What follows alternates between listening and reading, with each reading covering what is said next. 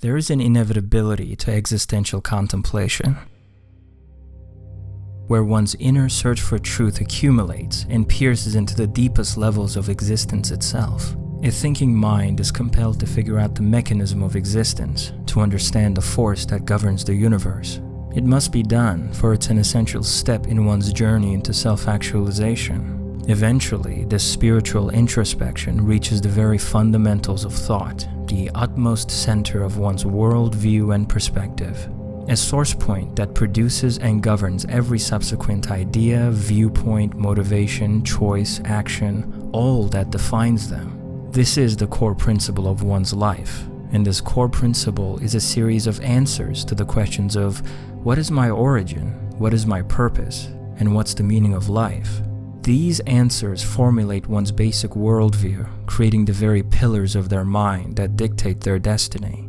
This is a spiritual and philosophical crossroads that everyone encounters. This is the source frequency of one's lifetime resonance. To understand one is also to understand all. We see this in our journey as we observe the events of our lives and compare them against the very fabric of existence. The universe functions the same on the macro level and the micro level. All things, no matter how separate or different they might seem on the surface, come from a single source, the same source that all life emanates from. All our earthly differences are merely an illusion, that in our truest form we're all one and the same, that at the source of all things is a singular energy. All of life's seemingly separate, disconnected, and independent aspects, be it both physical and metaphysical, are all products of the same consciousness. They're manifestations of the same source in different layers of life. Though as humans we might seem separate and disconnected, our existential roots belong to the same singular energy, and in the flesh, in our earthly manifestations, we are fractals of that singular energy. This energy is a consciousness that is present in everything that there is, a womb from which all life originates. This ultimate reality is what I would describe as the eternal consciousness, the all-encompassing, infinite, one true mind that is one and the all, the zenith of everything. This is what we are. Beyond all the illusions of the flesh lies the ultimate reality of oneness. This oneness is our true form, and it is the animating life force within all that exists in the universe, and all that exists in the universe are fractals belonging to the singular energy. This leads us to the very important conclusion that all life is and created by the infinite eternal consciousness. There is no separation or difference between what has manifested and what has been manifested. So this omniscient and omnipresent energy is different than the theistic concept of God as the source of all life. This force is not an external creator entity, separate from us, observing and judging our decisions, almost refereeing us from above. No, this power is the animating energy that is present in all things. It is not the guardian or the enforcer of life, but life itself, and certainly it's not separate from us. Life is but the all-encompassing, eternal, and infinite consciousness experiencing itself. It is both the maker and the player. It is not above, it is everywhere, and it is our true form beneath our earthly illusions. One of the ways I would explain this energy is by describing it as a singular ocean of consciousness. An ocean is a unified and singular body of water, and a drop of water from this ocean is not the entire ocean, but a small fractal belonging to it, and upon mixing back with the ocean, it will return to its true source. In our human form, we are like droplets of consciousnesses, separated and made individual for the purpose of human experience, but in our true form, we belong to the same source. And upon completing this human experience, we will return to our unified, all-encompassing, and singular ocean of consciousness. The infinite mind that is one and the all, with no division or deficit, creating subjective droplets of itself to experience its creation, to meditate on itself, to play this game it's manifested, this game of human life, is the intention behind the existence. Let's delve a bit deeper.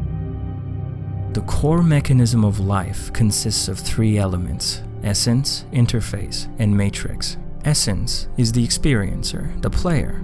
Interface is the instrument that connects the essence to the matrix, and matrix is the environment that the essence experiences using the interface. Now, these concepts sound foreign at first, so I'm going to use an analogy to make my point clearer. I'm going to use the example of a board game. Here the essence would be you, the player. The matrix would be the board, and the interface would be the pawn piece you control in the game. The board, which is the matrix, is the environment. It has within it rules and laws that you must obey to navigate the game, and ultimately to complete it.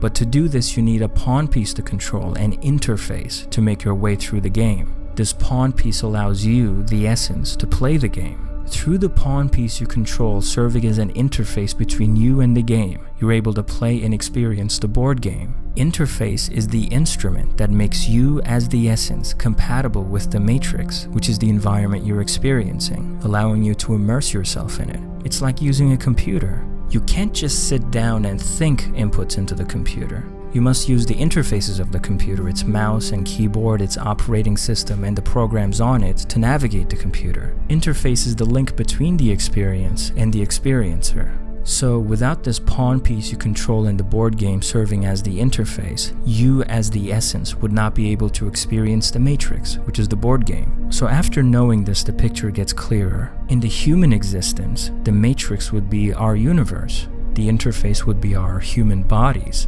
and the essence would be us, the eternal consciousness. In our true form as consciousness, we are incompatible with the matrix of the three-dimensional universe, so we use human bodies as interfaces, like pawn pieces in a board game. Through the human body functioning as the interface, we as the essence are able to experience the universe, which is the matrix. Here we reach a key wisdom. We are not our bodies. Our bodies are vessels we use to experience life. And once we're done with this experience, we will leave our bodies to their rightful place, to Earth, and move on. Like that pawn piece you control in the board game. Not only does it belong to the board game, it is also not your true self. We are not our bodies. There are earthly vehicles we use for the purposes of life. They are temporary interfaces we bind ourselves to make us compatible with the matrix of this human life. Knowing this enlightens us about death. Dying is not the end of us, but merely the expiration of the particular interface of the particular experience we were having. That's it. The expiration of the human body is not an end, but a transition. A conclusion of a dream in which a piece of the eternal consciousness wakes up to realize it was only dreaming. We temporarily exist as humans, but permanently exist as consciousness. We, in our true form, are the one true infinite mind that is beyond the earthly concept of death. Though we encounter a major issue here, one can make the fundamental mistake of thinking that they can neglect the care of their body because it's not their true form but just an interface they use. This would be a severe spiritual error to make, because our bodies, though temporary and illusory, are the interfaces through which we experience the game of life. We learn by living, and we live using our bodies, so our physical health is directly connected to our spiritual health. We must cherish our bodies, keep them healthy and functional, because our ability to perceive, analyze, understand, and turn our human experiences into spiritual growth is dependent on our physical health. Much like you wouldn't be able to do much with a slow, dusty, virus-filled computer, you won't be able to maximize your life with a sick, weak, malnourished, and underdeveloped body. We must be deeply dedicated in keeping our bodies fit, because an optimal life requires an optimal body. But the dynamic between the consciousness and the human body runs deeper. We, the eternal consciousness, have fragmented and reduced ourselves to humans so we can take part in our creation as humans. By doing this, we have temporarily deactivated our omniscience for the sake of the experience by connecting to interfaces in the form of human bodies. So certain cosmic limitations apply. In binding ourselves to the human body, we naturally limit ourselves to the capabilities of the human body. We become a part of the universe, bound to the rules and limitations of both the matrix of human life and the interface of human body. Like a cosmic bottleneck of sorts, we have imposed on ourselves earthly illusions like separation, ignorance, linearity, and all the properties of the three-dimensional universe. So even though we, in our true form, are eternal and infinite, as humans, we are limited to the capabilities of our human bodies and subjected to the rules and laws of human life. Here, a key aspect is brought to light. Because of these limitations, there are concepts that we in our reduced human form cannot possibly understand. Concepts like infinity, timelessness, immortality, and omniscience. The reason for this is because the interfaces we have limited ourselves to belong to the matrix, so the concepts that are beyond the human experience will also be beyond human understanding, meaning our human brains won't be able to comprehend inhuman concepts. Like a pawn piece belonging to the board game and being subordinate to its laws, the human mind can only conceive what the human world allows. Time, for example. One of the core properties of the human experience is time. Every single thing in this universe, in this matrix, is bound to time. Everything must have a beginning and an end, and everything must progress linearly. So even though we in our true form are beyond time, because we have limited ourselves to the capabilities of our interfaces, our human bodies and brains, we won't be able to understand the inhuman concept of timelessness, the concept of eternity. Something not having a beginning or an end won't register in the human brain simply because it's not a part of human life.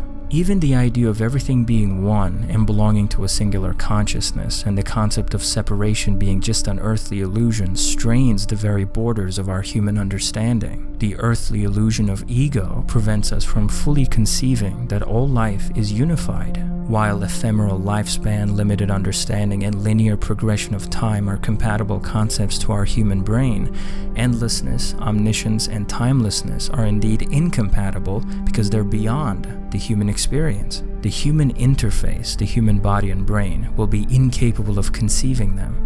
Our true nature as the infinite eternal consciousness, we transcend and are unaffected by these earthly limitations. So naturally, questions like when was this eternal consciousness born, where is it, and how old is it are redundant questions because being bound to time and space are human things, and the eternal consciousness is above all these concepts. Human restrictions do not apply to something that is beyond human. The same way you as a human are not bound to the rules of the board game because you're beyond the rules of the board game. The one true eternal consciousness is beyond human rules and laws, so these human limitations do not apply to it. A human getting confused at the infinite eternal consciousness being beyond the rules of human life and being timeless is no different than a pawn pieces of a board game getting confused at humans being beyond the rules of the board game and not having to move without a die. This is why we, as the essence, use interfaces in the form of human bodies in the first place, because we would be incompatible with the matrix of human life, and by binding ourselves to interfaces, we become compatible with the three-dimensional universe. The one true eternal consciousness, the infinite mind that is the all, by fragmenting and binding itself to human bodies, has become compatible with the human life, naturally restricted to its rules and laws the duration of the experience. Now, with the question of what is life having been answered, the next essential question arises: what is the purpose of life? There is a deep meaning behind life, a spiritual purpose fueling our existence. There's a path to traverse, a story to tell, a series of events, conflicts, hardships, and challenges that one must make their way through to complete their cosmic mission. Let me explain it this way. Imagine a book in which the characters had no conflict to resolve and no hardships to overcome whatsoever. A book in which everything is all fine and good. Imagine a video game where there's no puzzle to solve, no bad guys to defeat, no journey to undertake. Imagine a movie where everyone is content and characters have no conflict with each other, where there are no internal or external issues to solve, no questions to answer, no call to action, nothing whatsoever. There would be no reason for these experiences to exist, because existence itself is a result of purpose. There is a purpose to our lives, a driving need for growth, energizing our cosmic journey. Existence signals an inherent purpose for itself, an intrinsic drive for change and growth. The fundamental principle of human life is for us to go through a process of change and growth, a process of enlightenment. Briefly go back to the essence, interface, and matrix dynamic. We've already established this on the human experience. Let us project the system onto a video game and gamer dynamic this time. Here, the essence would be you, the player, the experiencer of the video game. The interface would be the character you control in the game, and the matrix would be the game's world. Now, by progressing in this game, by overcoming its obstacles and defeating its enemies, not only do you get better in that particular video game, you also become a better overall gamer. The skills you'll develop from this game will make you better, not only in this particular game, but in other games you'll play in the future. Our consciousness and universe dynamic works the same way. By playing this game of life, by navigating your path of self-actualization, by living and learning, not only do you become a better human, wiser, more intelligent, but you also become a better overall consciousness. The enlightenment you'll achieve from this particular human experience will make you a better consciousness, more capable for the upcoming experiences. Here we uncover a key knowledge. By navigating the material, we grow and become better in the spiritual. Our experiences, challenges, choices, and actions in the temporary and physical state as humans lead us to growth in the permanent and spiritual as consciousness. Our journey to realize our true selves, to face and overcome any and all hardship to achieve our dreams in the temporary human life, awards us permanent spiritual growth that we carry with us in eternity, long after the conclusion of our human experiences. So this human life we're living, though illusory and temporary, has been manifested for the purposes of achieving spiritual growth by serving as a cosmic allegory of sorts. Our material experiences contain in their core spiritual lessons. By journeying into our earthly adventure, we parallel develop eternal growth. The events of our human lives will leave us. They are temporary and of the flesh, but the lessons and enlightenment they give us will stay with us forever, because our temporary human experiences symbolize eternal enlightenment. It is for this reason that we should never resent the hardships and challenges that we encounter in our lives, because spiritual growth comes as a result of overcoming these challenges, which have been divinely tailored for our specific earthly journey. Let's elaborate further with an example. Remember the story of the scorpion and the frog. The story begins with the scorpion asking the frog to carry it across the river. The frog, afraid of being stung, hesitates, but the scorpion says that if it stung the frog, they would both drown. The frog agrees and starts to carry the scorpion, but midway across the river, the scorpion does indeed sting the frog, dooming them both. When the frog asks the scorpion why, the scorpion replies that it was in its nature to do so. Let's examine this. On the surface, this story doesn't seem to offer much in value. Surely a human-like conversation between a frog and a scorpion is ridiculous, but this is not the purpose of the story, is it? The purpose for the existence of the story is not just an interaction between two animals. No, the true purpose for this story is a lesson. And this lesson is communicated in an allegorical way. The story symbolizes philosophical lessons, and it teaches us to not trust evil people, because evil people by their nature commit evil and harm others even at the expense of themselves. This is the lesson of the story. The interaction between two animals serves as an analogy for the actual message. Under this seemingly pointless story lies a philosophical lesson communicated allegorically using symbolic events and characters, and human life is no different. Our temporary human experiences contain at their core eternal spiritual growth. Life is nothing but an allegory. Through symbolic human experiences, we reach spiritual enlightenment of the consciousness, and this urge for further enlightenment is the reason for all creation.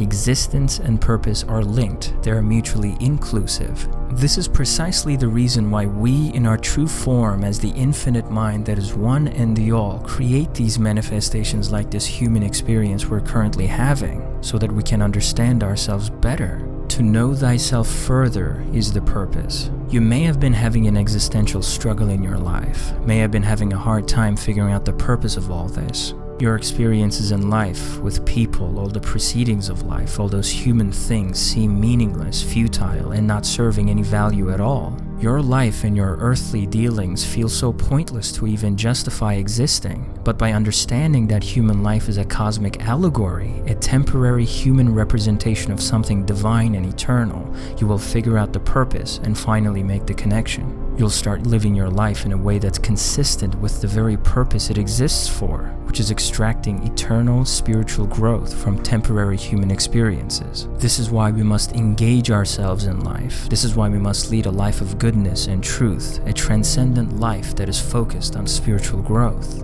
One must see past all the illusory and frivolous pursuits out of some hedonistic lust for earthly indulgences that don't result in a spiritual development.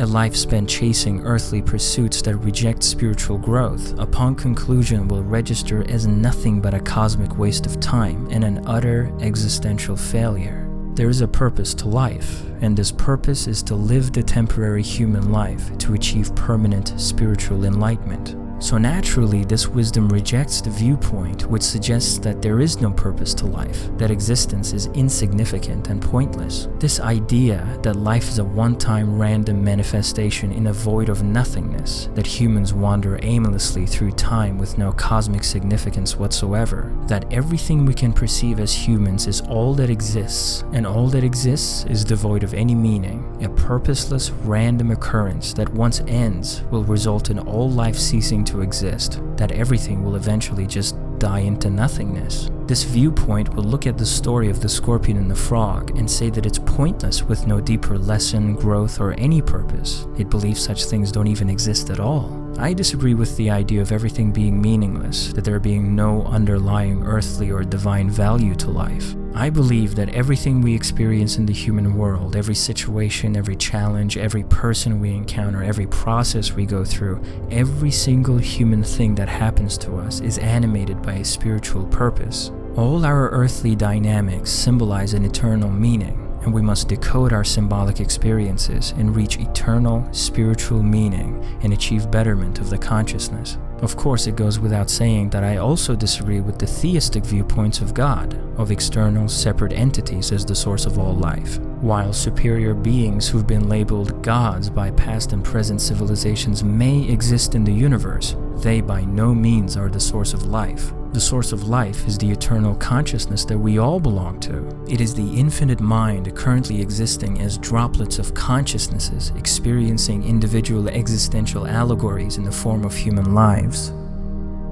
Life is a very complex system, and this system imposes individual lives to individual humans. Consider this visual. You are here with this point representing your life, your specific human experience. Scenarios like your gender, your nationality, your genetical disposition, the state of your family, the culture, the country, the time you were born into, and many more are earthly dynamics that you've been given at the start of your particular human experience, and through your own choices and actions during your lifetime, you develop your destiny. Like your fingerprint, your life scenario is unique to you, tailored specifically for the exact growth you need to achieve. All the earthly aspects of your life, all the dynamics and challenges laid before you, are all projections of this specific spiritual process you require for further enlightenment. It is this need for further enlightenment that has manifested the life you're living now. Our starting points and scenarios are different and must be that way, because the required ascension path for every individual is different. Needless to say, your temporary allegorical life scenario is interconnected with all the other lives that are sharing the matrix with you at the same time. You must know yourself and your purpose, understand and embrace the challenges you are given, then start taking actions to attain your divine destiny. Through living this human life with wisdom and intelligence, with the intention to realize your true self and traverse the path of your heart, to not lose yourself in the illusions of the flesh, you will reach true wisdom and spiritual growth. This is a complex superstructure with all humans, all choices and actions interacting with and influencing each other. With each human existing for a purpose, the idea is for us to lead our temporary human experiences for the ultimate goal of achieving permanent spiritual growth represented here at the center. Reaching the center point, the truth, the further enlightenment of the consciousness, is the purpose of life. By making choices and taking actions, by living and dictating your life with awareness and knowledge, you start fulfilling this purpose. You start to navigate the path of your heart and making your way to the center.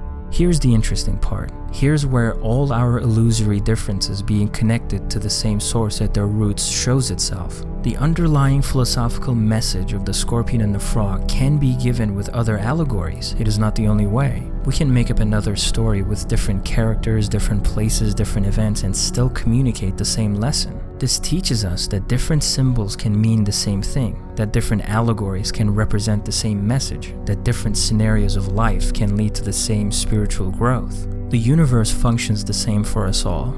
We have different lives, but we achieve the same enlightenment.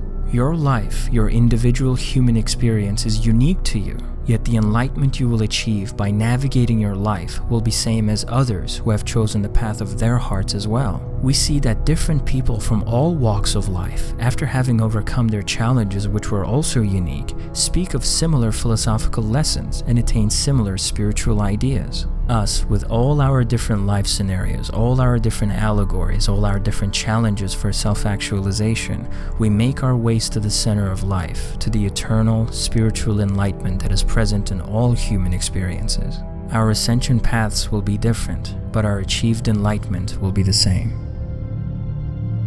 Like separated droplets finding their way back to the ocean, we're scattered around in different places in existence with our own unique spiritual journeys. We will transcend our illusory existence in time and reach our true home in eternity. We will strive. These were my ideas on the meaning of life. This video has been 2.5 years in the making, and I intend on sharing many more here. This channel is entirely dedicated to my philosophical ideas presented in a tightly knit and illustrated way. Thank you for watching.